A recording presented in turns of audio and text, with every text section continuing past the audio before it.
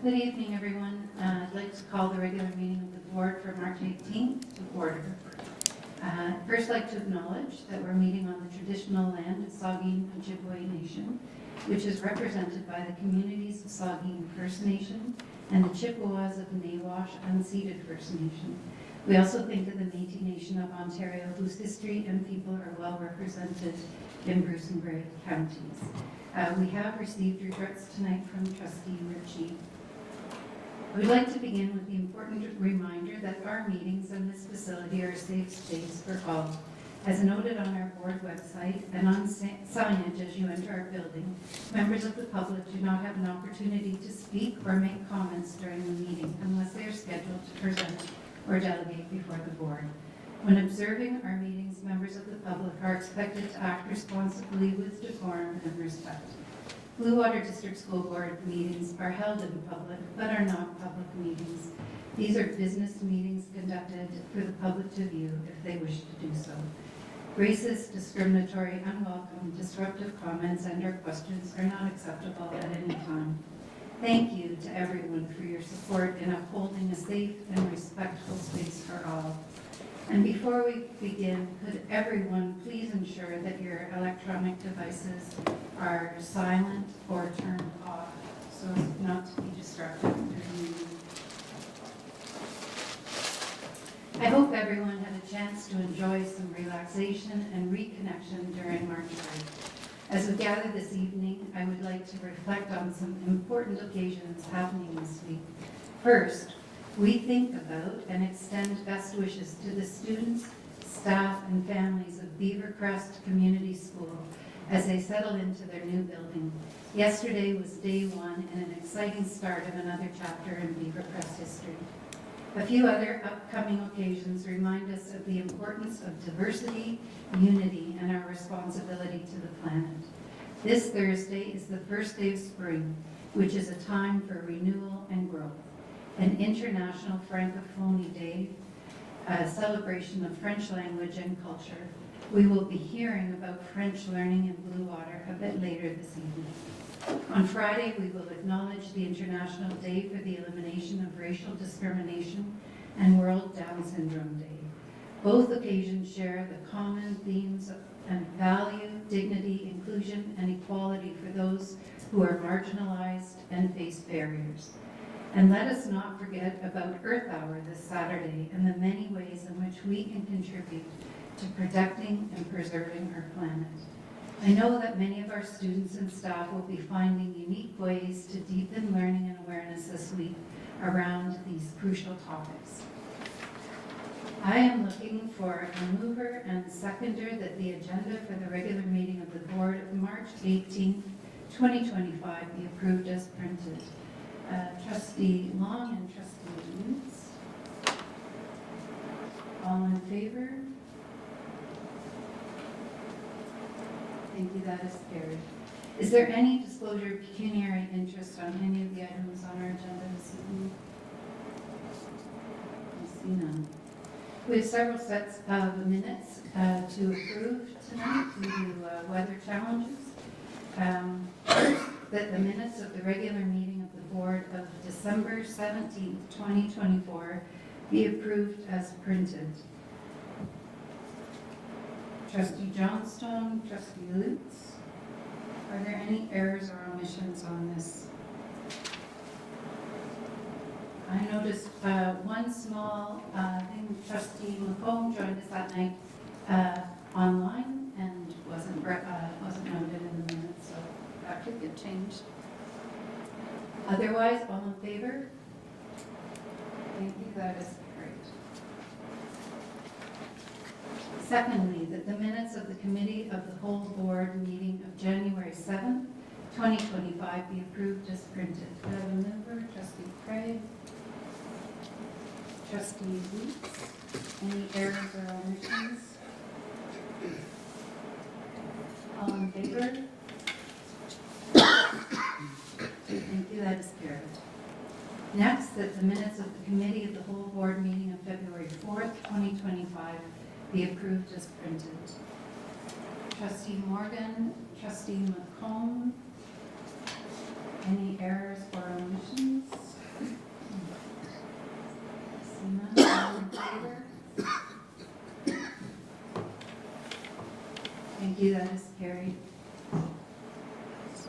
Trustee McComb and Trustee Morgan, I think when you put your hand up, you're outside of the screen, so if you could just put it in front of your face, that would be perfect. That the minutes of the special regular meeting of the Board of February 4th, 2025 be approved as printed. Could I have a mover? Trustee Atkinson, seconded. Trustee Morgan. Any errors or omissions? All in favor? Thank you, that is carried. The minutes of the special regular meeting of the Board of February 25th, 2025 be approved as printed. Trustee Lutz, Trustee McComb. Any errors or omissions? I see none. All in favor? Thank you, that is carried. And finally, that the minutes of the Committee of the Whole Board meeting of March 4th, 2025 be approved as printed. Trustee Long and Trustee Morgan. Any errors or omissions? I see none. All in favor? Thank you. Is there any business arising from the minutes? I see none. There are no delegations this evening, so I would like to invite Superintendent of Education Flowers to speak to the multilingual language learners symposium.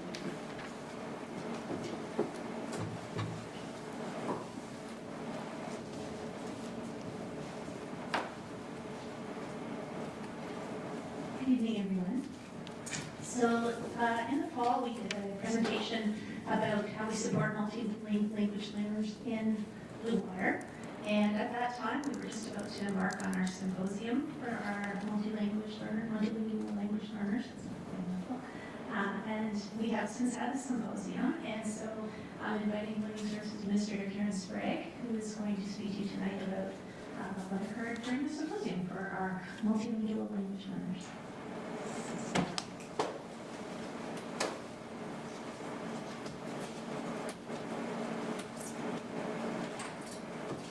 Thank you, Superintendent Flowers. I say that more often than you do. I might be able to spit it a bit better, but we'll see.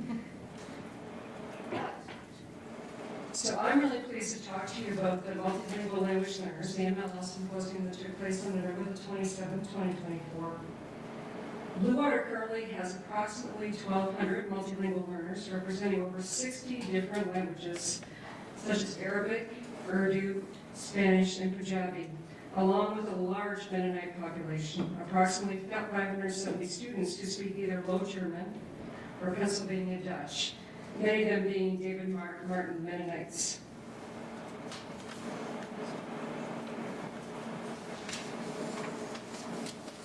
So on Wednesday, November the 27th, Sandra Wade, the MLL support teacher, organized a tremendous day honoring the MLL students and giving them an opportunity to express their voice in a symposium in Blue Water.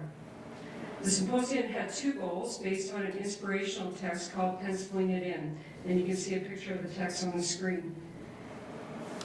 And the two goals were to encourage MLL students to share the stories through writing or artistic formats, and to use the stories of local immigrants to create awareness and discussions about the resilience of immigrant families.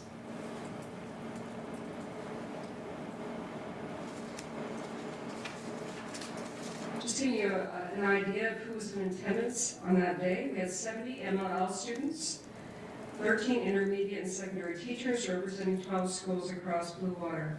The schools that were in attendance were Beaver Valley, Georgian Bay, East Ridge, Hillcrest Elementary, Owen Sound, OSDSS, Owen Sound District Secondary, Saugeen District Senior, Walkerton District Community, Beaver Crest Community, Grey Highlands Secondary, High Point Community, John Diefenbaker Senior School, and Kincardine District Senior.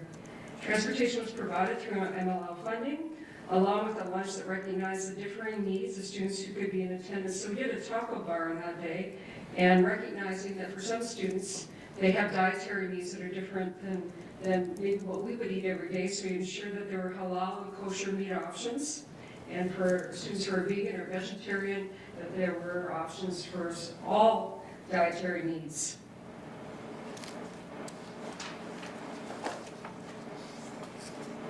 And as I said before, and you can see Sandra standing in this image, welcoming the students on that day. The MLL Symposium was organized by Sandra Wade, MLL support teacher who's currently on leave this term, otherwise she'd be presenting this evening. And through her dedication and vision, she created an event focused on providing multilingual learners with a platform to affirm that their voices, experiences, cultures, and languages are valued within Blue Water. Sandra's goal is to create a space where MLLs can feel seen and heard, recognizing that their diverse linguistic backgrounds are an essential part of the educational community. And often our MLL students are the quiet students within a classroom. They are, as they learn the language of instruction, it is sometimes a very isolating experience for them within that setting. And this was an opportunity for them to be sometimes like language speakers, and also for us to slow things down and allow them to express themselves, whether through art or through talking with other students. It was a chance for them to feel heard and to feel seen. I'm not saying that they're not heard and seen within classrooms, but it is a very isolating experience when you're learning the language of instruction. The symposium highlighted the importance of supporting MLLs by celebrating their unique perspectives and ensuring their cultural and linguistic identities are acknowledged in the learning environment. Through this event, students were given the opportunity to share their stories and experiences, fostering an atmosphere of inclusion and respect for all languages and cultures.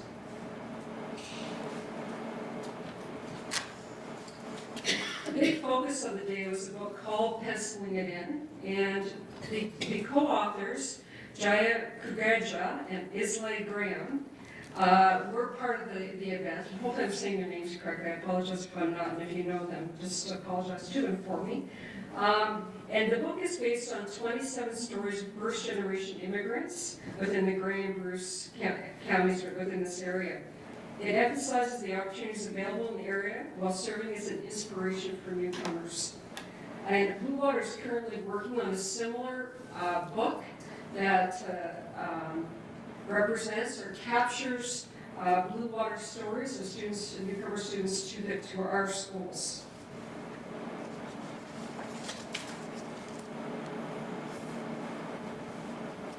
We also had two other inspirational speakers from the book Penciling It In. One was Mayep, and Mayep, I know we've had Mayep do different things in our schools over the years. I know when I was a principal at Sydenham Community School, she came and did dance with students. So she's a very familiar person within the community. And right now she's working as a local immigration partnership coordinator for Grey County, and she works at the Sydenham campus. And we also had Dr. Chandra Chapathi, and he's the founding member of Kincardine Multicultural Celebrations. And I was actually the one who interviewed them. Sandra asked me to do that. She asked me to make them short. Their stories weren't short. So they went on, I asked them questions related to what they had actually written about within the book. And they detailed their challenges, their immigration stories. They talked about things about making connections, the challenge of making connections in the community, but the successes as well. About finding meaningful employment, family life, and the incredible people who supported them in our area. And mostly it was positive. They did talk a lot about, it isn't easy when English isn't your first language. They talked about all the ways in which this area was very supportive as they adjusted to Grey and Bruce. Students are also explored their identities and highlighted the various supports in BWDSB schools. In this image, you can see the students have been encouraged to explore the multiple roles that they play. I am daughter, I am student, I am sister, I am bilingual, and I am a friend. You also see in this image a few keywords: inclusive, research about home countries, and displaced for other languages. And they were just identifying things that were happening within their schools. So I just love this. Inclusive, that they felt like there was research about their home countries, so that where they came from was important to the school communities, and displaced for other languages, for their languages being represented within schools. One of the key messages that we constantly reinforce with newcomer families is that the student's first language is as important as their acquisition of English, and that Blue Water educators are excited to learn about their culture, traditions, language, and country of origin. This is just another one of the workshops that took place on that day. It was done by Justine Yu, who's the founder of Living at Fun Writing Workshop. Justine Yu encouraged students to begin to document their newcomer story, which is the whole basis for the book that we're working on. The focus of the workshop was on creating equitable and inclusive spaces for newcomers and racialized students learning English while preserving and honoring their first and sometimes second, third, or even fourth language. And I know that Stanbury spoke to you in the fall. We moved away from the term ESL because English second language is very presumptive. Because for many of these students, this is the second, not the second, but the third, the fourth, the fifth language for them. This writing workshop encouraged multilingual learners to share their stories in their mother tongue as well as in English, finding a playful balance between all the different parts of who MLL students are. We borrowed a teacher from OSBSS by the name of Jennifer Clem. I don't know if we have any OSBSS students here. And Jennifer Clem ran a workshop with students. She showed students different art, and then she encouraged students to express who they were through art. And we can see a picture of them working on some tasks and thinking about exactly how would they represent their identity in a visual form. Now, getting feedback from MLL students is a little bit more challenging because if you send out a feedback form and English is not their first language, it's very difficult for them to fill out that feedback form. So the feedback that you see on the screen is a combination of students directly filling in the feedback form and teachers talking to the students, getting kind of an idea of the feedback or how they felt about certain aspects of the day, and then recording that feedback on the form. So you see some things that happened and what they really liked about the day. This is just generalized feedback. The social time with others who speak different languages and the fresh veggies at lunch. They talked about lunch. The food was another one.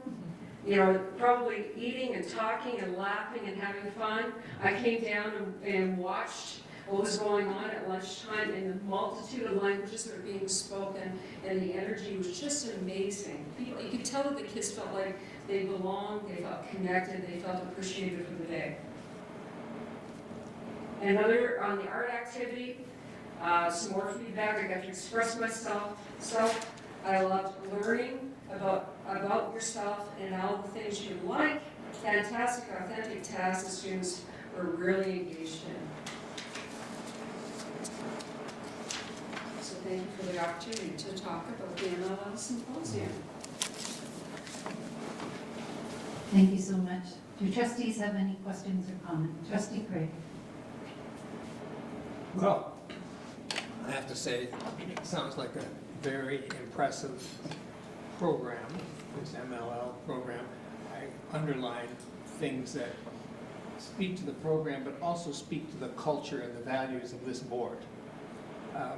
Recognizing their unique challenges and strengths, reflect and express the richness of their backgrounds. Students were empowered to creatively express themselves. This is all very good stuff, but I would like to use this as a jumping off point to get a better idea of how we are serving the needs of those students.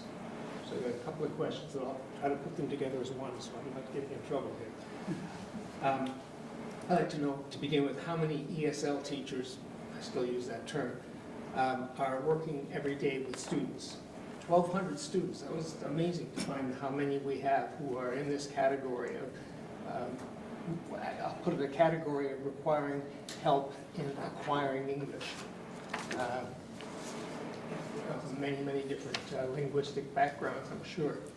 But beyond that, the numbers, I'd like to know when students arrive at our middle and high schools with minimal facility in English, what ESL teaching and support is provided specifically in terms of number of hours, number of days over an extended period of time in the first 6 months and maybe in the first year and thereafter. So what are we doing for these kids? That's what I'd like to know. Okay, so I'll start with the first part. We have approximately about 4.5 FTE and MLL teachers that are assigned to elementary schools. And secondary, at 4.5, so that might be 0.3 in one school, 0.6 in the other, so we base it on the needs within the building. It's not just based on the number of students, we based it on the identity of the students, because a student, for example, who's in grade 8, we call it step level, who's a step 1, step 2, like at the emergent English learning, they need more support than a student coming into kindergarten. So we analyze that data, and we base the allocation based on that analysis. Secondary, we offer 2 e-learning courses for students that are all about language acquisition. They're not about science, they're not about math, it's all about, and it's not even like an English classroom, like a regular English classroom in which they would study literature. It's really just about acquisition of the language. We also have, within the secondary school, which we have the largest MLL population, we have also allocated a section for both semesters to support that school.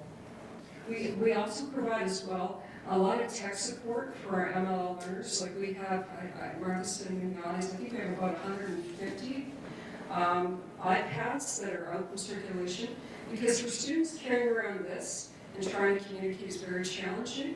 But when you have an iPad and you want a translation, or you want to, we have such great technology, you can take a picture of a sign and immediately have it translated into whatever language you need it to be translated into. It could even be a task given to you. And not only are we teaching the students to do that, we're actually teaching, sometimes the assignment is handed in another language, because the student, the content knowledge is greater than the need for that to be written in English. And that'll be handed in that language, and the teacher will take the device, take it, translate it, and mark it, because it's based on the understanding and the content knowledge. So the MLL staff, Martha McClure, who's in the audience has some of that time.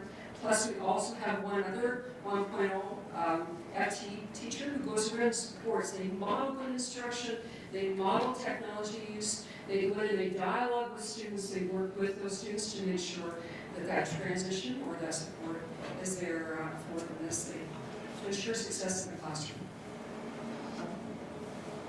Well, that's encouraging and impressive.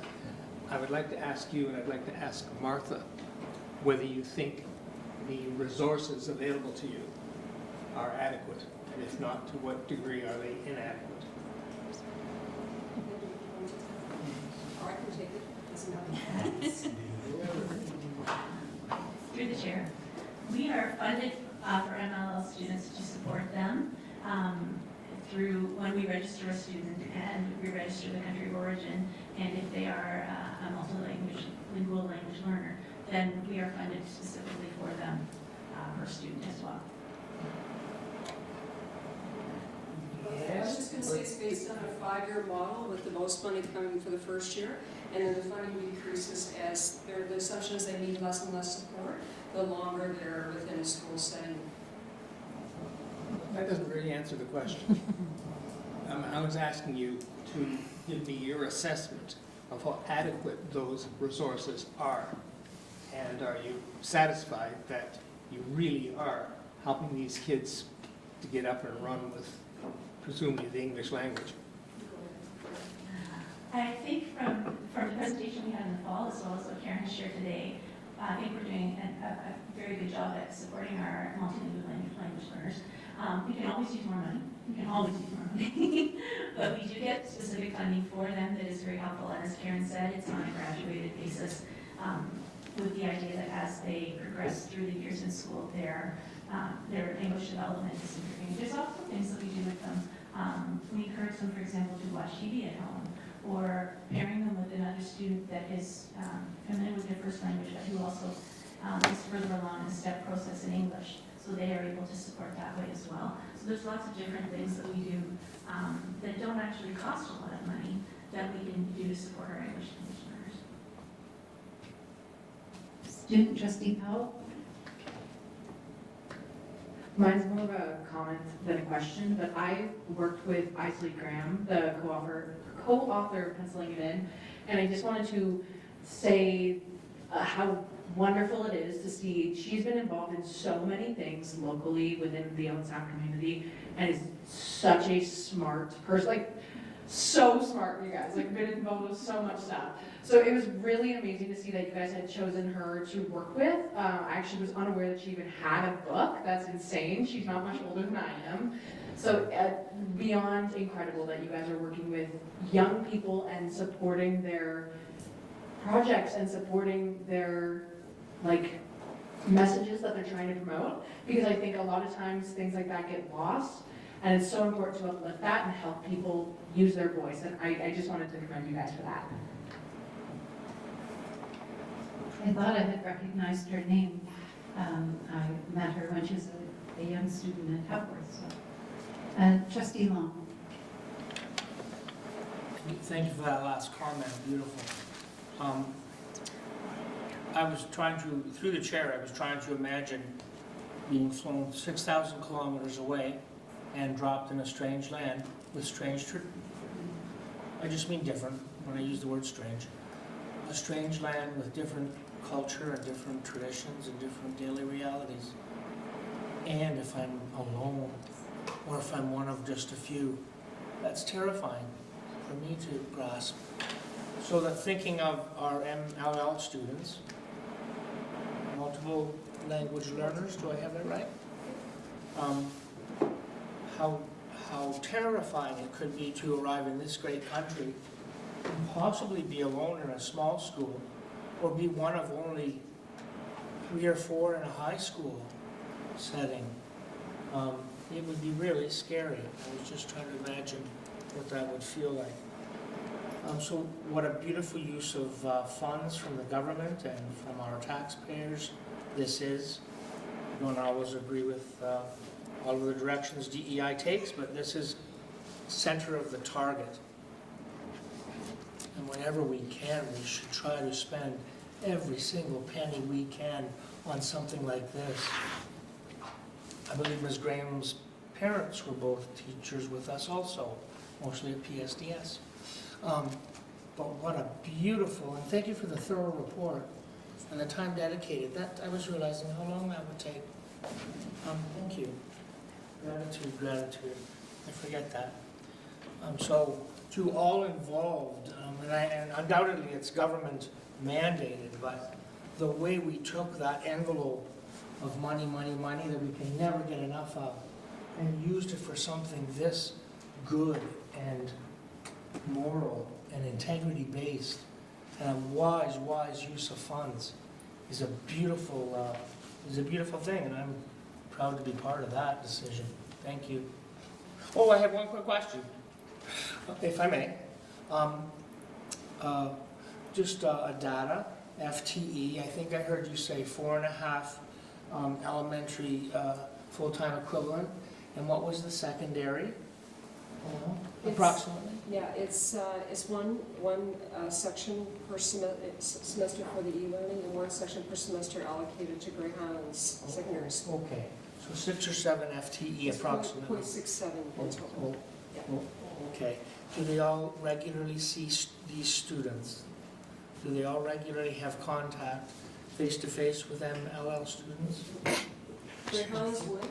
The e-learning is synchronous, meaning that it's designed in such a way that they're dialoguing online with those students. So yes. Virtual face-to-face, Yes, on virtual. a regular basis? It's not asynchronous, it's synchronous, so they see them face to Okay, face. on a regular basis with all Every day. 6.7 staff? Every day. That is great use of funds. Thanks to all that set that up. That's fantastic. Okay, I'm done. Trustee Johnstone. Thank you very much. It's actually not a question, but a comment, because I know Chandra very well, and he was one of the people who came. So Chandra, in Kincardine area, has been for years, when his children were in elementary and secondary school, was involved with school councils and home and school. He's been the president of both those associations, and he was heavily involved in his, and you can say, the school life. And if there was anything that I really learned from Chandra, was very much how important it is for parents or caregivers in the family to also be involved in the school and be welcomed into that school life, because part of it was that he actually started in Kincardine, which was a multicultural night. It started in an elementary gymnasium and grew so big in our community that it ended up at the community center.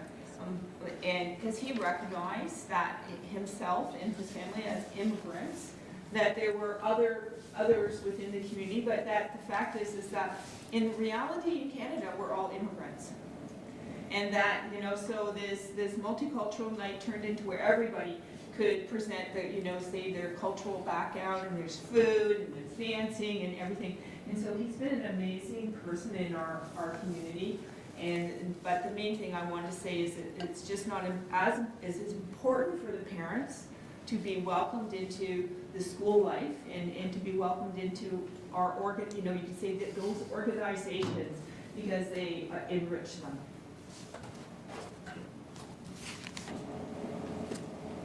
Through the chair. May 3rd, 1966, I arrived in Montreal on a boat because I'm old. I was very fortunate to arrive in this country with my mother tongue being English. And I remember as a child, I was very often, even as an adult, for the longest time, I've been the only immigrant in the room. And I know what that feels like. I can't imagine how compounding it is to not have the language. And so I have a certain affinity for when we're working with our students who are for the immigrant populations, because I am one myself. And I'm very grateful that our immigrant students, our students who are multilingual learners, have the supports that they have now, and that they aren't the only ones in the room. Student Trustee White. Thank you for your presentation. Just a question. I really liked the part where you said that when you went down, you heard just a wide range of different languages being spoken amongst the students. I'm just wondering, do you have any more events like that planned where the students can converse in their different languages with others and connect like that? Thank you. So what we will do this again. I like it when we ingrain traditions that are such meaningful traditions, and staff change, philosophy changes, but I'm hoping this will continue. What we do though is we orchestrate. For example, we might have a student who's Punjabi and they come and they're new to the school and they're the only one who speaks that language within the building. We quite often try to orchestrate because we know that maybe the students at Grey Highlands and we have another student at Kincardine. We'll try to get those students together so they can talk. I'm a French teacher, and so I know what it's like to be immersed. Excuse me, and I know the cognitive load of learning a language, and I know how hard it is every day, what hard work it is. So when you provide that opportunity for the students to speak in their first language or second language or language that they have ease in, it takes all that cognitive load. They can just chat without thinking about every word. So we do try to orchestrate that as much as possible. Hopefully that answers your question.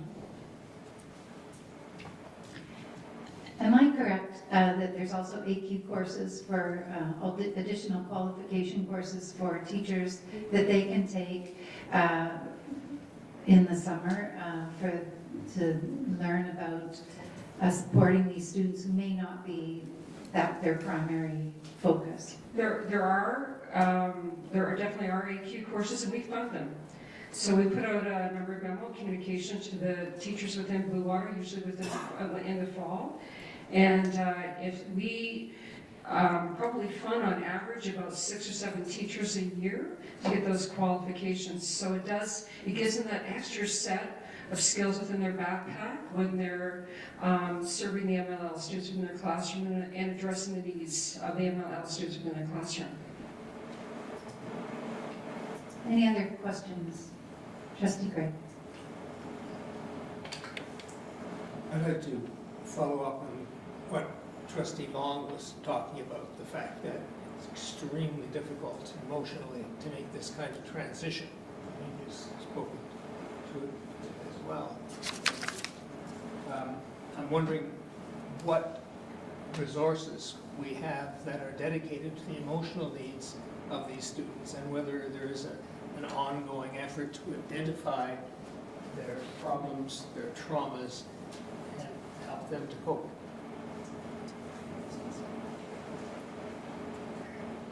Our MLL central teachers, like the central staff that we have allocated for MLL, can tell you the identity of every student in every building who's an MLL student. And they know if it's amazing how much they know about the kids, especially at the secondary level, because they spend a lot of time with the students. And I know there's just a story that happened in the fall where a girl was having a hard time, some conflicts with her parent, there were some tradition and culture conflicts that were happening. And our central MLL teacher, our assistant teacher, reached out to resources, found someone, the same language, similar experiences, connected the two together and helped that girl get through that trauma and that difficult situation. So sometimes we tap into our mental health resources that are already within our system, and sometimes we do some creative resourcing of people that understand better that cultural conflict that's happening as a student is facing the Canadian culture versus an Islamic culture, a very conservative Islamic culture, for example, and what that pull that's happening. So I can't praise them enough. They are amazing. Well, all I can say is, well done. Thank you so much. One more? Through the chair. Through the chair, sorry, it was the last time. I think I heard you say 1,200 multiple language learners in our board. That's 8% of our student population, that's a lot. And it probably was about half that 5 years ago. We also have to learn change because we are the hosts. And sadly, there can be anti-immigrant flavors in our area, so it's important that we also lead in making sure that whatever we can do to keep we as the welcomers of our newest wonderful citizens to feel safe and valued here and not be a bystander if bullying or unreasonable sentiments are shared towards these students. Thank you. Oh, I wanted to know the difference, but can you tell me the designation the difference between ESL and MLL? Maybe you already said that, but maybe I missed it. Thank you. What is the difference between ESL and MLL? ESL is a Ministry of Education, a provincial terminology that we've used for many years. It's called English Second Language. It's not asset-based because we have many, it's presumptive, because we have many students, as I was mentioning earlier on, who come and they, unlike Canadians, they are on language number 4 or language number 5, and we're assuming, and by saying ESL, we're saying that English is the most important language. So we really want to make sure that we're not presumptive, and we honor the other languages that they speak. So multilingual learner means that they have their asset. They have assets, and often many different languages in their backpack. I get that. Thank you. Thank you so much for your presentation. We are to committee reports. So the first is the recommendations coming from the Committee of the Whole Board from March 4th. And there are no recommendations coming from that committee meeting. So next, I'd like to call on Vice Chair Johnstone to speak to the Business Committee of the Whole Board from March 4th. Thank you very much. So we had a meeting on March 4th, and there was some items for decision around community partnership and as well unused school space. There was also items for information around portables for next year, school renewal, summer work, trustee honoraria, and building Ontario business initiatives. It's actually even a part of those minutes. And with that, I will go right to the motion. And that is that, and I'll be moving it, and I'm looking for someone to second this, that the Blue Water District School Board approve the list of schools with available unused space as listed on Appendix A that will be made available for appropriate community partnerships. And can I have a seconder? Thank you very much, Trustee Atkinson. Any further questions or commentary concerning that? I see none, all in favor. And that motion is carried, and my report is finished. Thank you. The report from the Committee of the Whole Board in camera from this evening, there is no report from the Committee of the Board in camera. Notice of motion. Are there any new notice of motions this evening? Trustee Johnstone. Oh, sorry. That's okay. Yes, now, you can have that. Thank you very much. So, this is a motion that's coming before the board without notice. Because it's coming forward without notice, there'll have to be a preceding motion. Yeah. Okay. So, and the reason why is that the motion is regarding buying Canadian products by our board, and due to the timely, sensitive nature of it, is why I would like it considered at tonight's meeting. So just to be clear, normally a notice of motion comes, it would come at this meeting or at a Committee of the Whole Board meeting, and it would be considered at the following board meeting. Motion, such as what Trustee Johnstone is asking, is that it's, we're going to consider it within the same meeting. But to do that, we need 2/3 of everyone here to agree that that's something that they're wanting to do. So that's the first question. The question that I'll put on the floor for a vote, for a 2/3 vote, is whether we are going to even consider this motion tonight. So I can give an opportunity if anyone has a question to Trustee Johnson if you don't have information, because we won't put the motion on the floor, and the actual motion, until we agree that we're going to consider.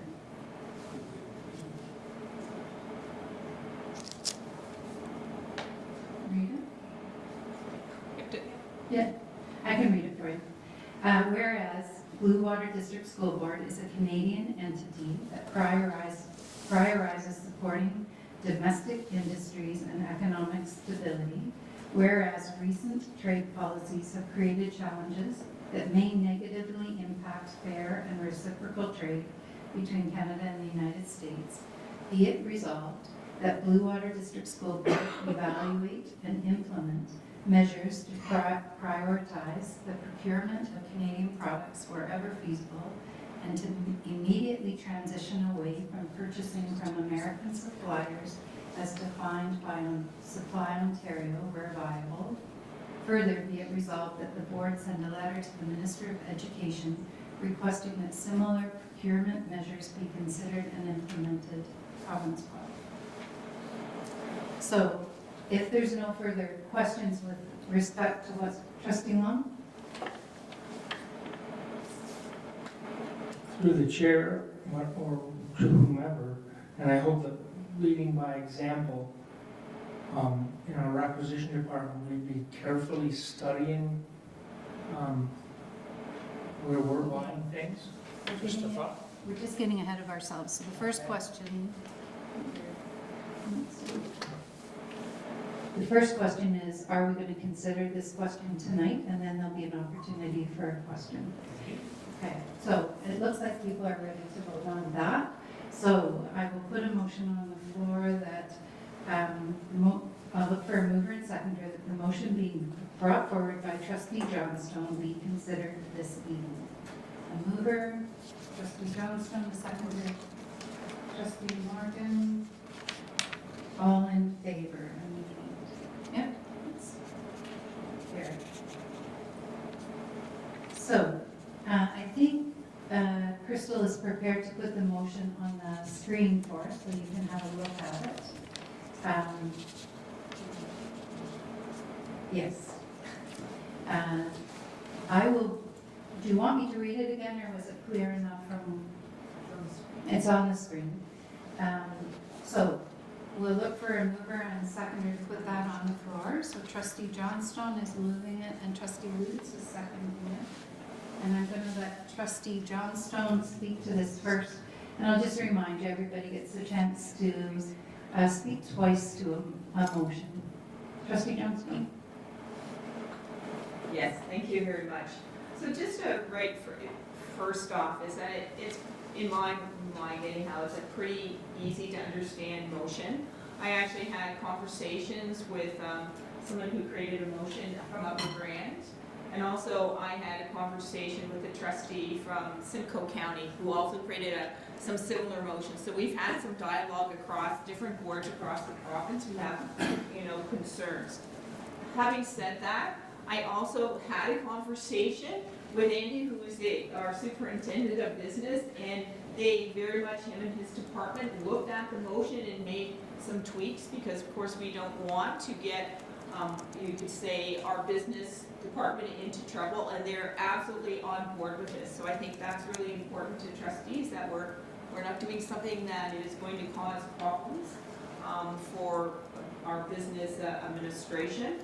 I also, looking at this motion, it is very timely and time sensitive because of what is going on in terms of between the U.S.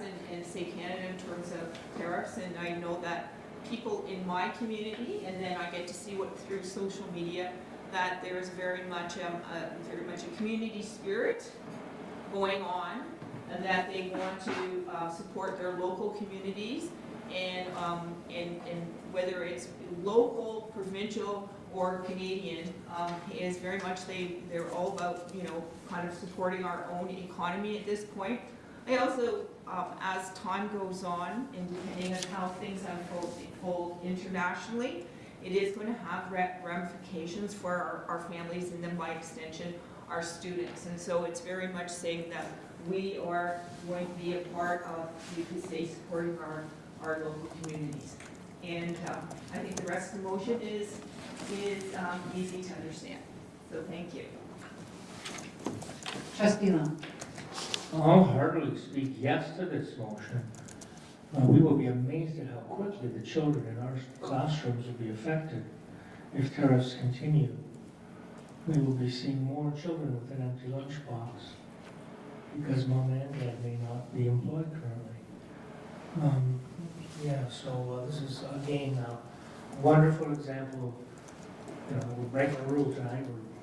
We're doing a motion and passing a motion the same night it's raised, but what a beautiful way to put people before policy, because and then we need to follow through thoroughly. I just hope that happens, that everybody that works in requisitions and inventory will be certain that we follow that paragraph about give us all of that, evaluate and implement measures.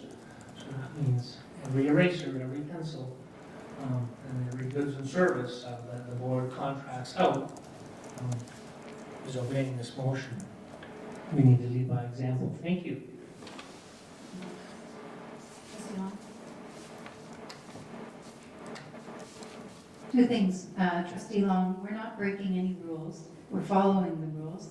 It's very clearly defined how we go about doing a motion without notice or a motion with notice, and we're following the rules, and that's the higher standard of everyone being on board.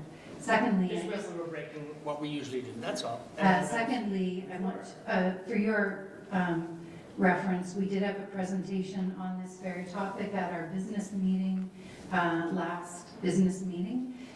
We have obligations as a board, contracts that we are under.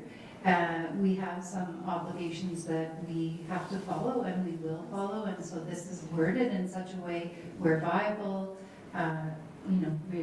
We're not putting our board at risk by doing something but it sends a message. So I just wanted to clarify that. Excellent. Does anybody else have any comments? I'll wait to see if anyone else before I come back to you. And I don't see anyone. Morgan. Trustee Morgan.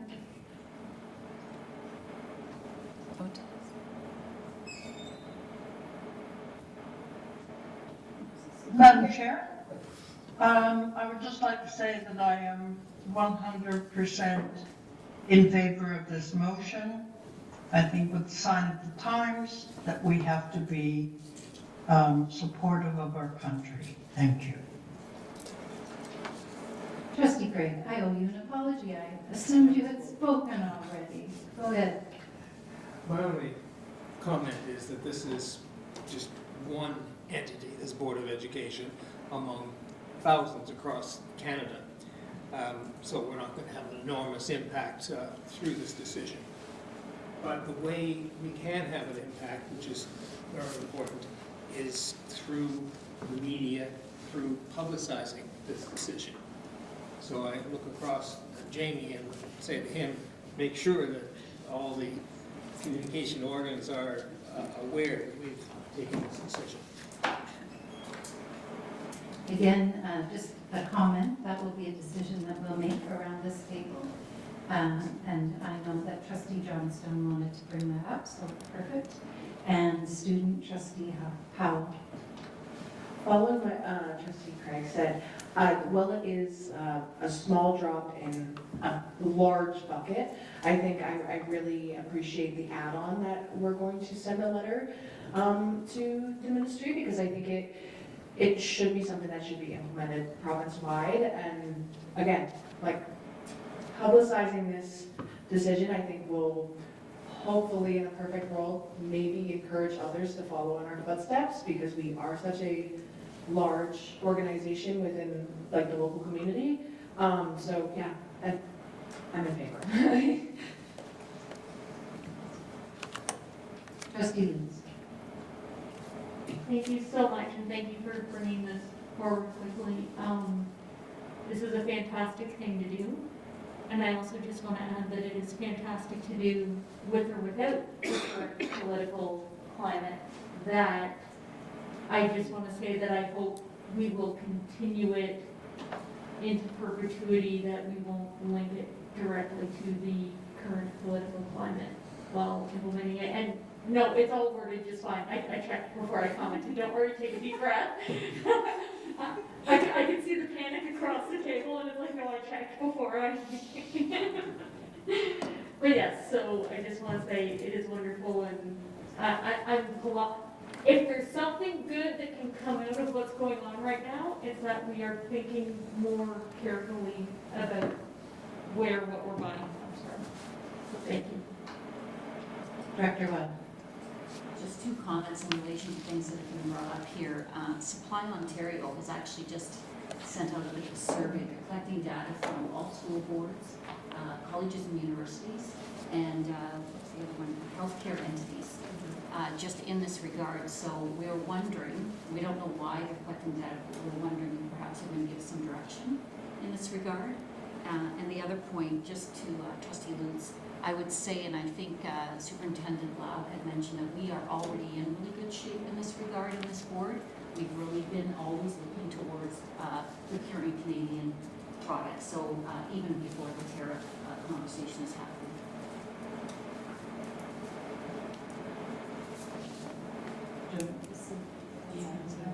Is there anyone else that wants to make comment? And then I'll go back to Trustee Johnston.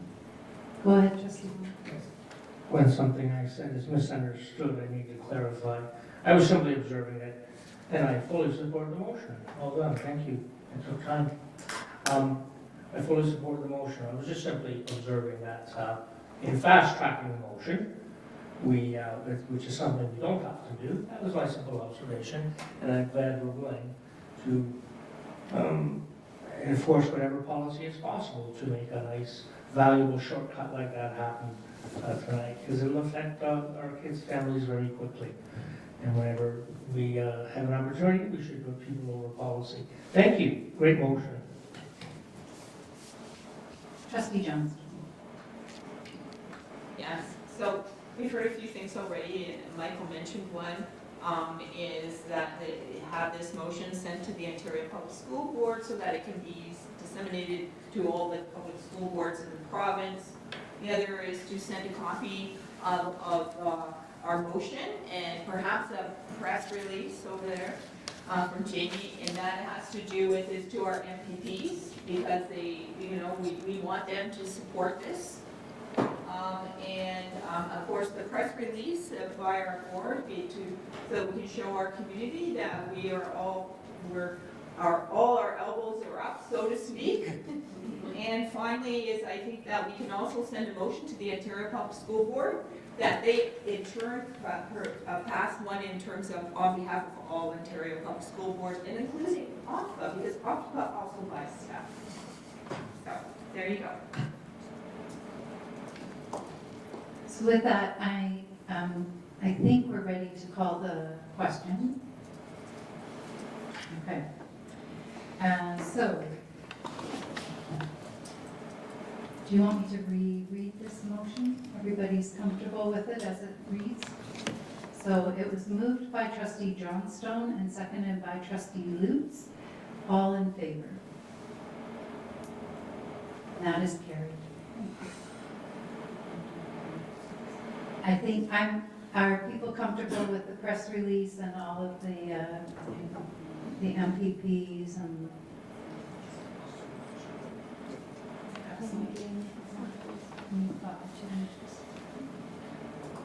All right, thank you. We have no committee establishments or appointments this evening. So we have reports for information, and first I'd like to invite student trustee White.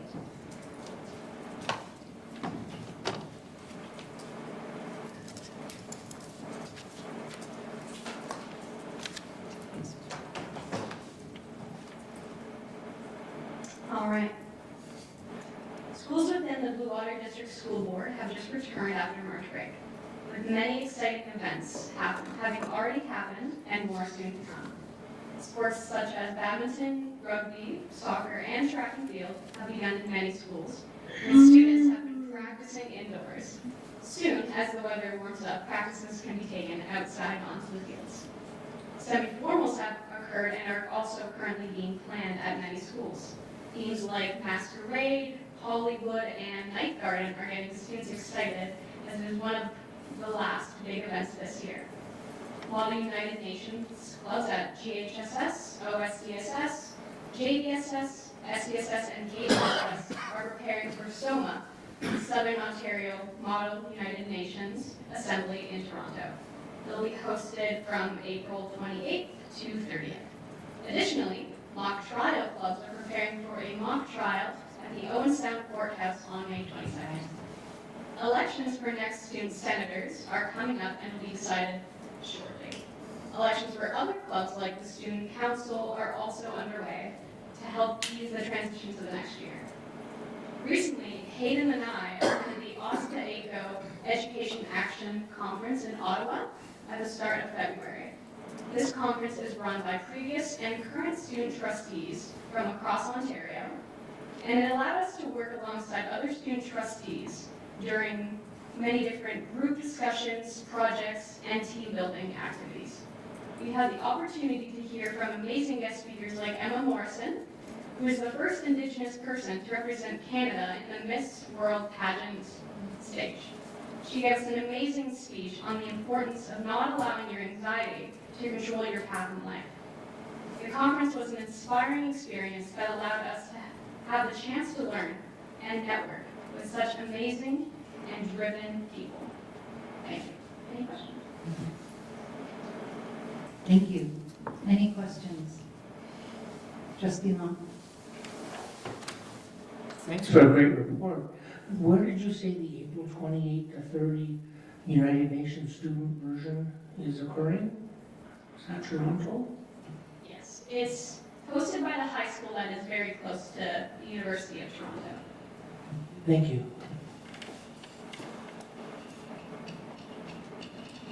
I just was curious, how did you find the conference that you attended valuable? Yes, I thought it was a really amazing experience, and it was an amazing chance to see what many of the trustees are doing in their own boards. It gave us many ideas and also encouraged us to help implement some of these ideas in our own. I thought it was also amazing to get to network with all of these amazing people as well. So I thought it was a very good conference and great to help build many presentation skills and networking skills and social skills as well. I think your speaking skills, too. You're an excellent speaker. Student trustee Powell? Just to kind of go off of that, it was an amazing experience. The networking was a big one. We got to meet so many different people from around the province, and these are bonds that will, dare I say, last a lifetime, hopefully, with these smart, so intelligent and driven people. It also was just amazing, like Amy said, to see what these people have done within their own boards and take the inspiration from that. I think it definitely was totally worth it to go. We also got to hang out with Keith, which was awesome. And we did some skating on the Rideau Canal, and yeah, it was a lot of fun and super, super valuable in the knowledge we gained. So it was a great experience. I must say you two would have represented Blue Water very well at the conference, so thank you. I'm glad you enjoyed it. Thanks so much. We have staff reports. The first is the dual credit opportunities, and I'd like to invite Superintendent Lefebvre to speak to this report. Take that.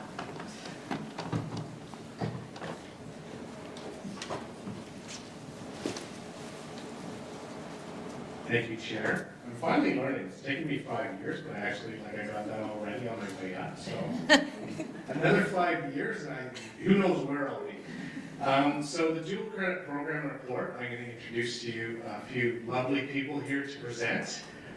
They have done an amazing job at promoting and building the dual credit opportunities we have within our board over the last few years.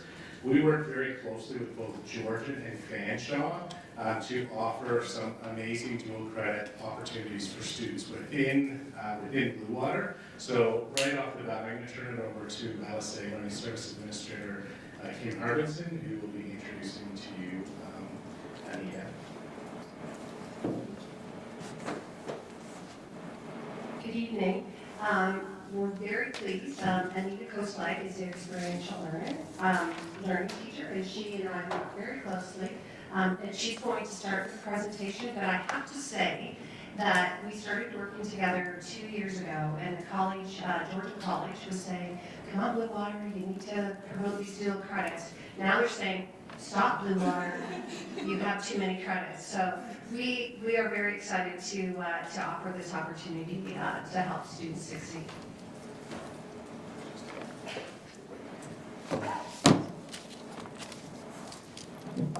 So we thought we'd just give you a quick overview of how the dual credit program is set up. So dual credit programming falls under the same umbrella of a job skills program alongside specialist high skills major and OEP programming. So those three programs are job skills programs. It's funded through the Ministry of Education, through the School College Work Initiative, also known as SCIWI. Don't try saying that 10 times fast. And our board offers some different types of dual credit programs. So we offer regular dual credit programming for secondary students. We offer adult ed. We have SWAC, which is school within a college, where students, we also call it Flex in our board, and students attend Georgia College for a whole semester and work on one dual credit and some of the other courses that they need to finish out their OSSD requirements. And then we have level 1 programming that also falls under the dual credit umbrella, and students are also removed from their schools and attend Georgia College for half a semester and get their level 1 certification, and then they do co-op for the other half of the semester.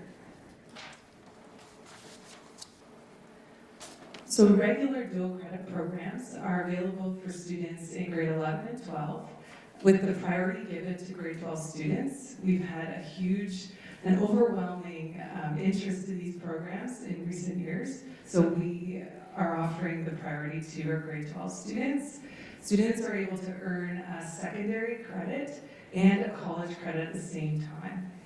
So the programs are offered in different formats. Sometimes they're offered in a 7-week model where students are removed from their regular programming for a full day for 7 weeks. Or the other model is that the course is spread over 14 weeks for 3 hours a week. And that's either happening as a full day release as well for 3 hours, or an evening course for 3 hours. typically offer courses that are not offered in secondary schools. So they're high interest types of courses with skills that students are developing to help build their post-secondary pathway. And when students, we find that when students actually picture themselves going to college, they step foot in a college setting, and some of these students may have never considered going to college, and then they take that dual credit course, they're more likely to have the confidence and courage to build out that secondary pathway, post-secondary pathway that they may not have done otherwise. So another highlight of the program is that these students are actually working towards meeting their OSSD requirements. So a lot of our students are coming in and needing these courses to graduate and just needing that motivation to get across the finish line. So I'm going to turn it over to Kim, and she's going to give some more information. So why would you take a dual credit, or who takes dual credit? So the target audience for the dual credit program is we like to look at students that are in OYAP programs already, so the Ontario Youth Apprenticeship programs. They could be in a specialist high skills major program. So a lot of our dual credits are skilled trade based, and we'll talk about that next slide. But there's lots of opportunities for them then to fulfill those requirements that they need in those courses. Students, some of the target audiences that are prescribed by the ministry are students that may not be connected some way in the school, or they may be disengaged. They might just have a lack of confidence. They haven't had a good experience, and so possibly being in a college setting will give them that futuristic look of what my pathway could really look like. And it has worked for a lot of our students, so we're really excited about that. And then also looking at some course offerings that we've offered to you before I look at the data. We're really excited this year. It's a new program within Georgian College. It's the agricultural business course. And we're very, very fortunate to have retired teacher Dennis Watson, who taught the high skills major ag program for over 20 years. He's actually, we call him now Professor Watson, because he's a college instructor. So we tease him a little bit about that. But we're really, really excited for our ag students to be part of that. And there's also other students that aren't in the ag program that are taking that. There are a couple college courses coming down to Georgian College on Sound campus around agriculture, and there's a brand new program in Barrie that is totally agricultural. So we're really excited about that. We also do an intro to paramedicine in the Walkden Fire Hall. This is a great opportunity for a lot of students that get into the health sciences field, and it's another one that we have to really take a look at the candidates closely to decide on who to do those with. As I mentioned before, skilled trades is another area, and we're very, very fortunate. Saugeen District Senior School had some staffing where they didn't have a welding teacher, so we said to the Georgian College in Barrie, why not offer a welding dual credit right after school to try to promote that within that school, and we're very pleased that that has happened. It is only for Blue Water. Most other dual credits are both boards. The Saugeen welding is only for Blue Water District Schools students, and we're really excited because this year Saugeen is actually offering an in-class welding section too, so it's growing their program, and I can see that that will just continue. So we're really excited about that. Looking at some of the data that we have, which is really, really important in, why do we offer these? So, I'm putting this on so I can read this. But, so we have 43 students participating in Flex dual credits. When you're in the Flex program at Georgian, you have to participate in a dual credit each semester. And we had 16 in the level 1, the construction program that's going on right now, and the welding that's going on through Fanshawe, so they also do a dual credit. And then we have just our normal dual credits in secondary. We have 155 students. And then finally in adult ed, we also offer dual credit, and we have 40. So about 10% of our student population do participate in a dual credit. The exciting part about this, last year we had 20.4% of our final graduating students doing a dual credit, and this year we're projecting 30.9. So these are the students that need one more credit to graduate. They do a dual credit to get 2, and they finish they cross the finish line with their peers, which is really important to a lot of them. And then the other information in here is low credit accumulation. So we do have students that come to us that don't have a lot of credits, and that's 15.1% of students that are in dual credits are in that category. So we're very proud and honored to serve the students and see them succeed. And one final slide. Oh yes, so I just wanted to leave you with some student voice. So we get, at the end of each course, we do an exit survey, and the students provide us with some comments. So I thought I would just leave some of these comments with you tonight. So this is from an electrical student. They said, I liked how hands-on the course was, and I think there's no better way to learn than to do. This is from a photography student. They said that without the course, I wouldn't have had the opportunity to go through journalism and photography. This course has given me a step up to college or university. This is a framing and forming student said, time spent handling the material on site has been one of the most valuable parts of the course, and time practicing the techniques has been very helpful. And the last student, it was a welding student, and they said that the best part of the program is that you get to pick whatever you want to do, and there's no boundary to your final project, and the teachers are pretty cool as well. So just thank you so much for your time tonight and for your support with our dual credit programming. Thank you. Trustee Leeds. Thank you so much for the presentation and so much for all the work that goes into offering these programs, because I know it's a lot of background work. I am always so excited to see the courses offered and kind of want to maybe go back to school, high school. Really, I don't, but seriously, they are that enticing. On a more serious note, those are all exciting numbers, but I think the one that is most exciting to me is the adult ed participation, because I know how hugely, hugely important that will be for those students. So thank you for making all of it possible. This is so wonderful. Thank you.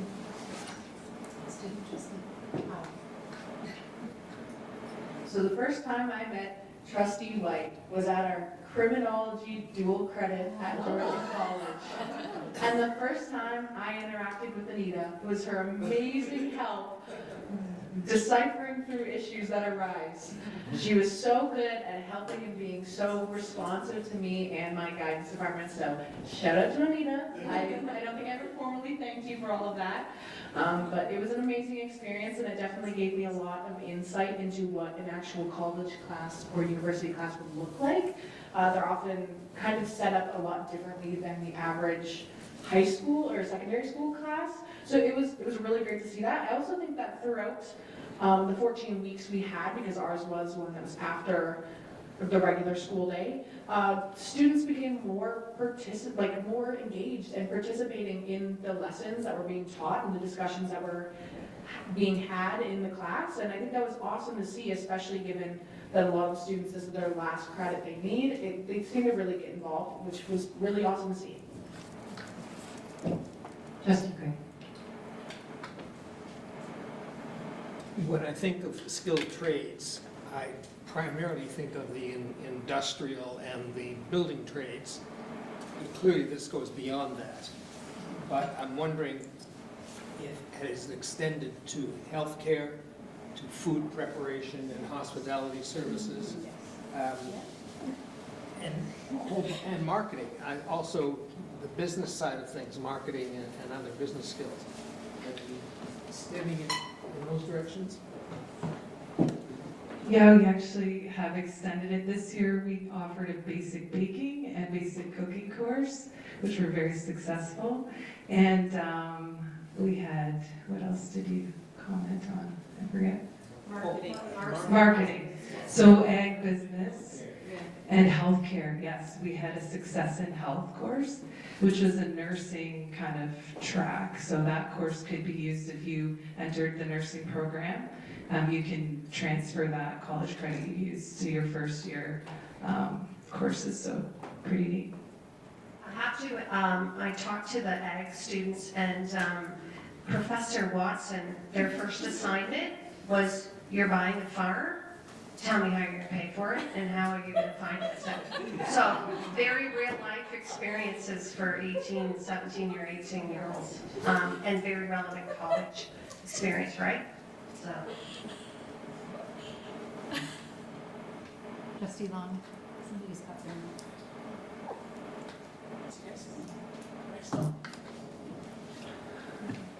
Kim, I'll assume, may I assume that particularly some of our smallest secondary schools would find this a massive blessing as they struggle to be able to offer even one or two particular courses each year. So it must be particularly a blessing for our smallest schools. Gratitude, another example of funds and personnel working towards this. This is fantastic.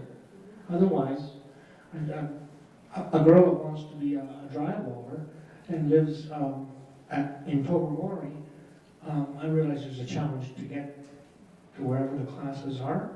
Where are the classes? Pardon me. Most of the classes are either at Georgian College in Owen Sound, or Okay. we do have an affiliation with Fanshawe, which sometimes takes us to Kincardine area. Okay. However, transportation is provided by the ministry, so as long as we can help them find a taxi or some kind of transportation, then we support that financially as well. So yeah, we've had students from as Tobermory attend some of our programs. Certainly Lions Head as well. It's a blessing to all of our secondary schools, including our largest. But what a triple blessing for our smallest, who's have such limited ability to present so many of these courses. So thanks again. Great question, Trustee Long. I was wondering the same thing. Trustee Lutz, did I see your hand up? Did I? I was just going to say, I really feel for those agricultural students. Having bought and also sold a farm in recent years, I feel, let's just say I have big feelings about that assignment. So I really feel for them, but it is a really good, real world perspective. And yeah, I hear nothing but good from students about the dual credit programs. I know people who did the after school welding. I hear about the other ones, and yeah, they're singing the praises of all of it. So thank you all very much.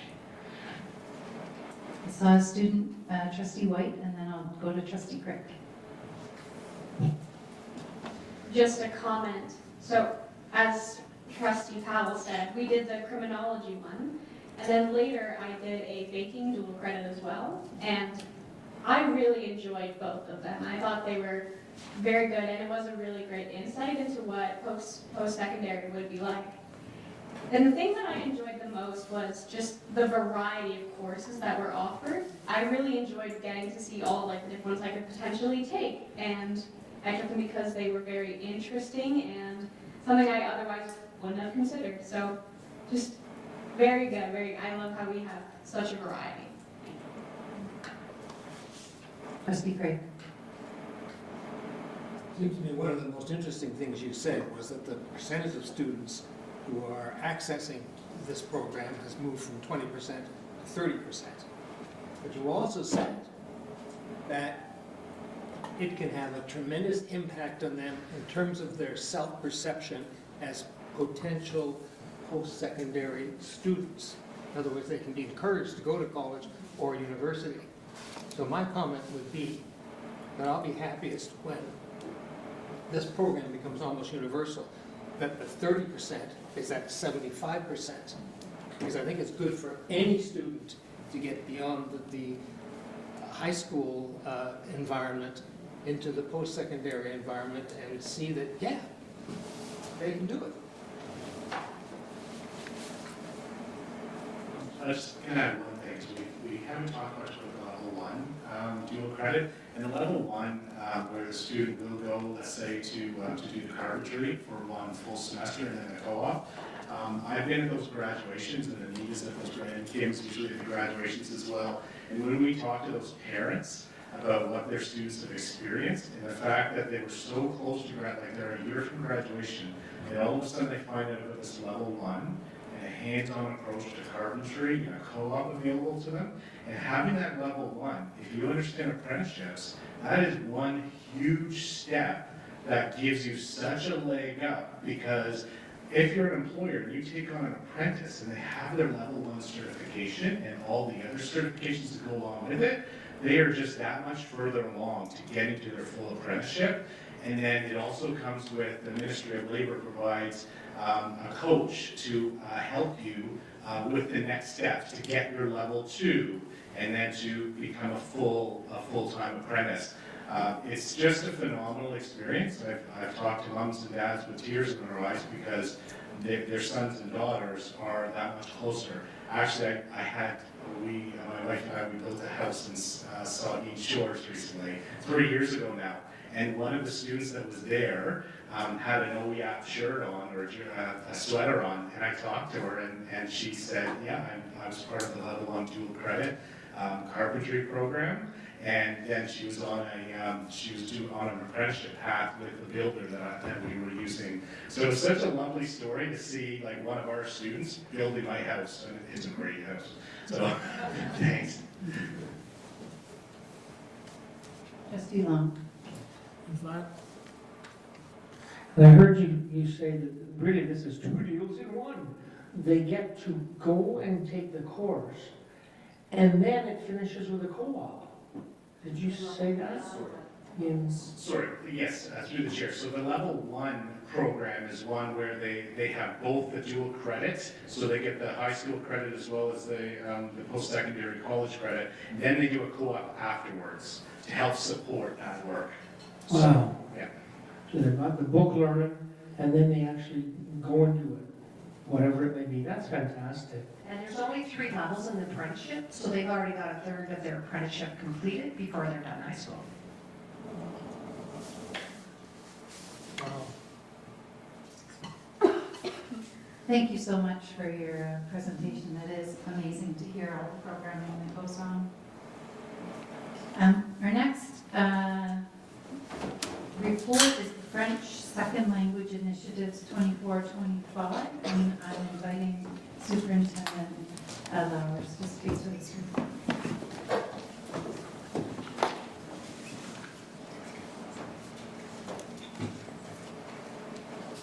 Good evening. I'd like to introduce Martha Cleary. She is our system lead teacher for multilingual learners as well as French. And tonight, Martha is going to share with you some of the initiatives we have in Blue Water to support students who take core French, which is French in addition to their English learning, as well as our French immersion students, and our teachers who support those students. Are you ready?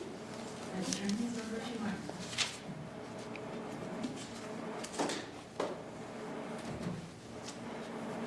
Good evening. I'm pleased to talk about the initiatives in French as a second language in Blue Water District School Board. And this is important to me as a French immersion graduate, but also listening to Karen's earlier presentation about MLL learners. And I think it's really important that all of us do experience learning another language. First of all, for the joy of learning another language, but also to understand what our MLL learners are going through and maybe developing a little bit of that empathy. So that FSL is very important that way as well. In Blue Water, we have close to 19,000 students, and almost half of them are benefiting from French programs. We've got 2,152 who are in French immersion programs, and 6,743 who are involved in core French programs. So it is a significant amount of our programming. And it's based on the Ontario FSL framework that was created by stakeholders across the province. And this has a goal of allowing students in English language school boards to feel confident using French in their everyday lives. And then this is underpinned by 3 different goals. The first being to increase student confidence, The second being to increase the number of students that study French all the way until graduation. And finally, to increase student, parent, educator, and community engagement. So these are the goals that inform our strategy in Blue Water. And I just wanted to talk to you today about the initiatives that we put in place this year that are across our schools, so from elementary and secondary. In elementary schools, this year we had the ministry directive that all students would need to be screened in grades kindergarten to grade 2. So we elected to adopt the Acadians Reading Français screener, mostly because this was the only approved screener in French in our province. So we were quite lucky because a lot of work had been done in English already, so we could leverage the work that had been done in English. And in September, we had 50 teachers that were trained, and we were able to screen our students in French in the language that they're learning to read. We also had 20 teachers who decided that they wanted to further their learning, and they decided to sign up for a course from the International Dyslexia Association, which really focused on teaching reading, writing, and spelling in French. And so they accessed 15 hours of on-demand learning to build capacity. So this has really developed our primary program this year. And then in order to leverage the work that had been done in primary, we also did quite a bit of work in junior this year. And we wanted to really work on explicit teaching. So whereas in primary they're really learning to read, in junior they're learning to use reading as a way to learn. So we focused a little bit on morphology. So for instance, if a student received a word like reformulation, it looks like quite a long word in French, but we're giving them the skills to really break down these words. So by using morphology, they can learn that the word re, like in English, it means to do again. The second part of the word, formule, comes from the word formula, and it's a structured way to do something. And the end of the word, action, is an action. So when they can put all these words together, the word reformulation in French means to just say something in a little bit of a different way. And these are really skills that they can use in English and French. So we're leveraging both sides of the coin. And they're becoming a little bit more independent. We also bought some text to really encourage deep reading and understanding text in science and in social studies. So we want them to be able to access these texts in French. And having these morphological skills allow them to access the vocabulary that's more different. And we can also leverage the fact that as both Latin languages, they can understand them when they're reading in English too. In intermediate and secondary, we also worked on some different initiatives. And we really wanted to focus on making sure that our students feel that they're represented in the curriculum. So we looked quite closely at our equity and inclusive education procedure, and we realized that we really needed to include inclusive language in French. So we added on an addendum to this procedure, and our teachers have guidance about inclusive language in French.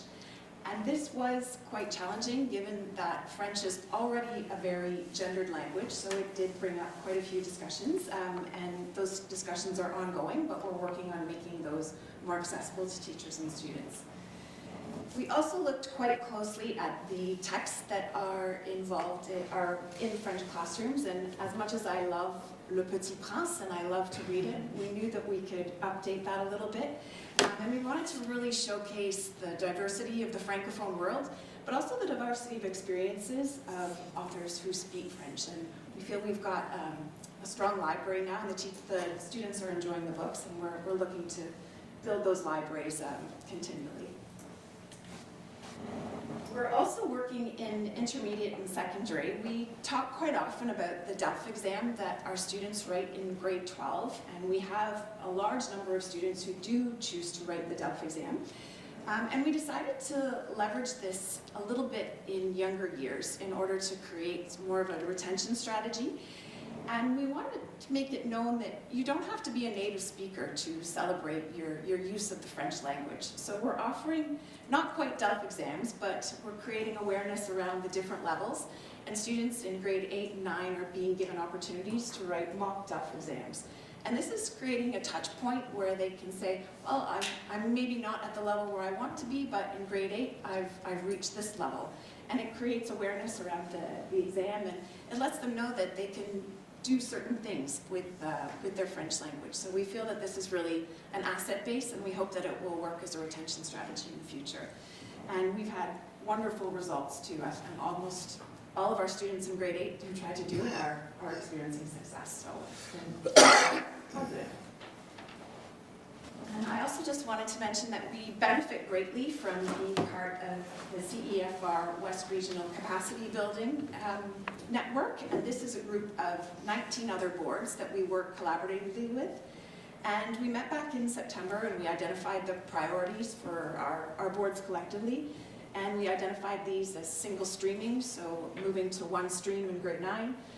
The Common European Framework of Reference, 101 we called it, and also structured literacy in FSL. And we've developed programs, and our teachers have been going to these sessions down in London, which has been great for the learning and the capacity building, but I hear us often talking about networking, and it's been wonderful to network with other boards and to share successes and talk about how we can overcome any collective challenges that we have.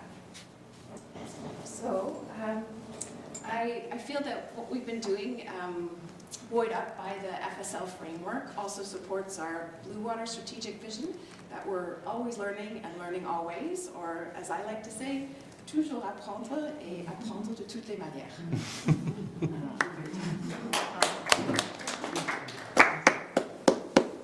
Thank you so much. Do trustees have questions or comments? Trustee Lutz, and then I'll go to Trustee Lund. First of all, thank you for showing that the vision can translate very well. But also just want to say thank you for talking about addressing gendered language in a gendered language. It's great to hear that that is a discussion being had. So thank you. Trustee Lund? Merci beaucoup, la présentation. C'était formidable. Thank you for your dedication in putting that together. That takes a lot of time. Gratitude. We understand this could also be a sort of a side question to Lori for her guidance too. We all know that French as a second language is essentially a legally required subject for almost all students, including all of our most deeply challenged learners. Whether it's through our collective strategic vision, is still on the screen, or our daily practice, are there creative ways, because we're here to make the lives of students better, all students. Are there creative ways to get around the great challenges that principals and teachers and all staff have to deal with, and particularly the challenges of our most challenged learners in being in a second language environment when they're having such deep challenges with their first language, English? And can you did anyone shed light on that idea?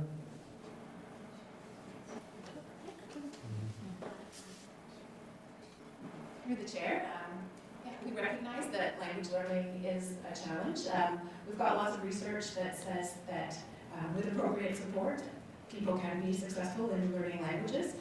I also like to emphasize that sometimes the literacy gap isn't as big in French. When we start core French, it's like turning a new page.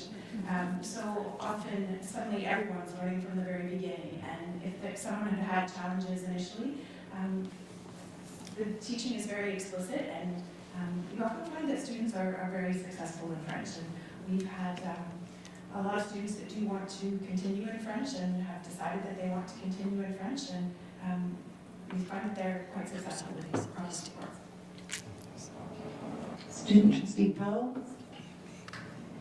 So I just wanted to speak on what Trustee Long had said. So my brother has an IEP, and he isn't, he still takes normal classes and everything, but he does have a processing disorder. So as a substitution for taking grade 9 French, he instead had a period where he worked along with EAs, and it was kind of as a homework, and it helped him transition into high school and expectations of high school a lot better. just because French wasn't necessarily something that was going to be make him the most successful. So just speaking from my experience, I do know that he did not take French, and that was not a requirement, and alternative solutions were provided. And I assume that would be the case for other students who are in similar or worse or less kind of like IEP situations, or struggling with learning and things like that. That's me.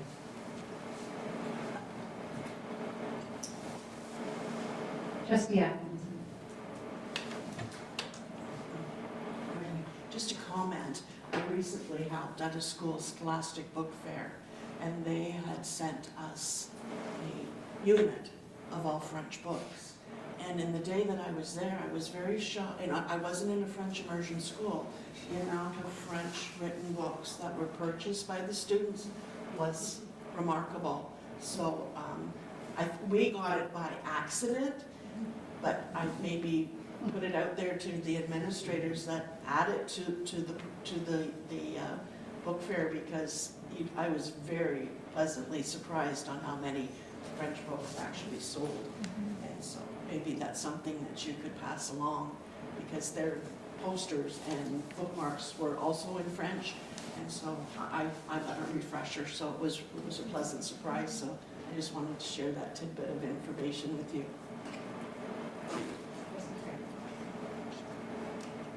This is a bit unfair, but I'd like you to comment on a 60-year-old complaint I have about my own French education for 6 years. Six in Niagara Falls and 1 at U of T. Learning French, but the problem was, and I'm wondering if it's still the problem, that I did a lot of book learning, but I didn't learn to speak it, and I didn't learn to hear it and understand it. Et maintenant, je peux parler beaucoup de français parce que je suis un homme qui parle beaucoup tout le temps. Mais si vous parlez à moi en réponse, je ne vous comprends pas. In other words, I find it incredibly frustrating that I am a million miles from being bilingual, even though I have an awful lot of words that I can pull off. So are we doing a better job now than we were 60 years ago? Through the chair, vous parlez très bien. We have done a lot of work in this area, and that is exactly what we were talking about in one of the capacity building sessions that we went to regionally, called the CEFR 101, or the Common European Framework of Reference. And that is built on different levels. And at each level, a student is expected to be able to do certain things called can-do statements. So at the A1 level, you might be able to introduce yourself. You might be able to buy something in a shop. You might be able to buy a ticket to the movies. So in order to pass through the different levels, you have to be able to do certain things. So that's the focus now. And we moved through lots of different ways of teaching languages, but this was researched extensively, and we find that the action-oriented approach really empowers people to do things with the language, and it does incorporate reading, writing, listening, and speaking. And all of our students that do pass the B2 exam, they have to be able to read, write, listen, and speak, and do all those things at that level. So I think we are doing a better job, but I commend you on trying to speak French as well, because I think that we also want to validate that not everyone has to be bilingual. We want to validate that speaking just a little bit of another language is to be celebrated as well. And that's the intent with our Just one sentence to comment. The thing that one has to do is get over the notion that they're stupid when they're speaking French imperfectly. And once I realized, oh, just as long as somebody's vaguely understanding what I'm saying, that's good enough. And that helped me to learn to speak it, but I still can't hear it. Student trustee Powell.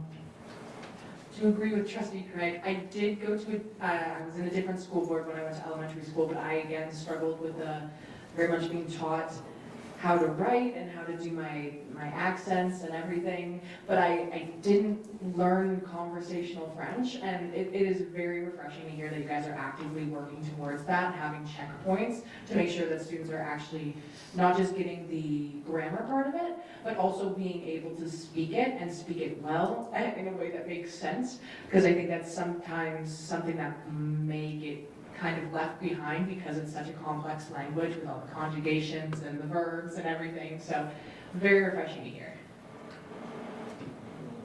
Yes, I have a quick question for you. I remember, it goes back a bit when my kids were in school, that some of their peers took advantage of travel opportunities that would take them for 3 or 6 months to learn the language. Do those opportunities still exist for our students? I believe they do. I know that there is a group of students at GDSS right now who I believe are in Paris. So those trips are being organized. There's also the Explore program where that are lots of our teachers promote, where they can go in the summer and really interact in French. I believe a lot of our students also go on Rotary exchanges.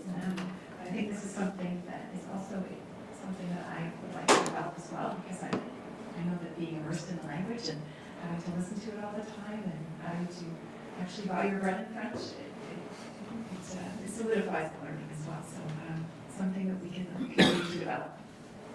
And students that really want that additional learning or really want the fluency and opportunity, if they can take advantage of it. Trustee Long. One comment, one question. Monsieur Craig, tu parles très bien, n'est-ce pas? You're wonderful. A specific question. I was thrilled to hear Hayden share the story of her brother, whose frontline workers deemed it best, with support from a senior administrator in the school, to be excused from taking the grade 9 French course and do what was deemed more important and beneficial. Okay. How do we enable senior admin, how do we enable more principals to create that type of flexible thinking? Because I'm going to suggest that's probably an exception rather than the norm. So I'd be thrilled to hear that all senior admin are forcefully enabled to create the wonderful benefit that Hayden's brother is getting. So to have a student exempted from French, because it is a ministry requirement that students do take French in grade 9, that they can have an exemption, and we review the student's IEP, for example, as was mentioned, their individual education plan, and we may review other factors depending on the student that we're talking about. We don't encourage it because there are certain benefits, as Madame Clary has shared with us, that there are certain benefits to learning French. We know that we have students who are perhaps in some of our the units in our schools, and they will enjoy attending class and learning their colors, for example, in French. They may not be working at the same level of French as other students in the class, but there are elements where they're able to engage and enjoy part of being in the French program. There's parts of language acquisition that spark different parts of the brain as well, and so there's benefits to that. But we do understand that there are students for whom it creates a challenge, and it can sometimes be a negative experience, and so we want to ensure that those students are feeling fully supported in that. And so a principal would apply for an exemption for that student, but they also have to give us quite a bit of information for us to be able to make that decision. Thank you. Thank you so much. Trustee Long? Thank you so much for your presentation.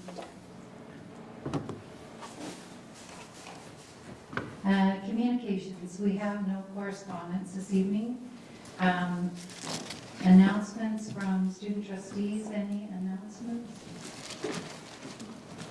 See none? Out of district,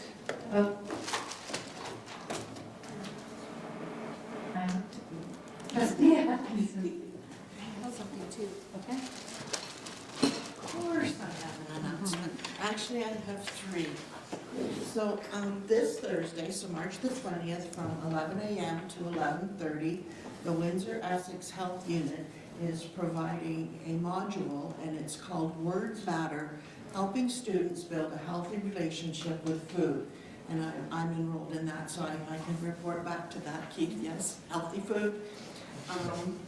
Tuesday, April the 8th, the IAO, which is the Inclusion Action in Ontario, is having a webinar, and it is the impact on self-contained special education classes on academic outcomes. And I also registered to take that. And as we heard in our reflection, Friday, March the 21st is World Down Syndrome Day, so I want you all to rock your socks and send Jamie lots of pictures. It's a very important day. I have the opportunity to work with a child that is affected with Down syndrome, and he has the most wackiest socks around, and he provides them to his teaching and EAs, and I even got a pair last year. So it's a very important day, so I encourage you all to rock your socks. Got some information from Dawn Burns. Okay, so on March 26th and April 9th, KDSS will be holding a split two-day Diverse Voices Careers Pathways event. On March 26th, students will attend a panel discussion with 6 members of our community discussing their diverse pathways, backgrounds, and how they found their respective careers. And after this event, students will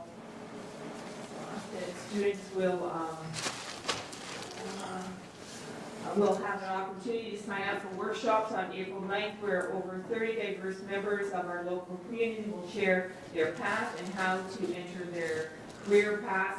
And all 880 KDSS students will attend 3 workshops. This will be a great event.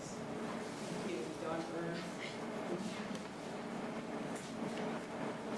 Are there any out of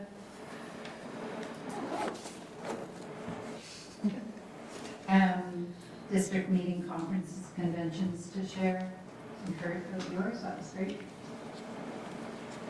I see none. You have your calendar of events. Please pay attention to it. And I would like a mover and seconder that Blue Water District School Board adjourn at 8:47. Trustee, seconded by Trustee McCall.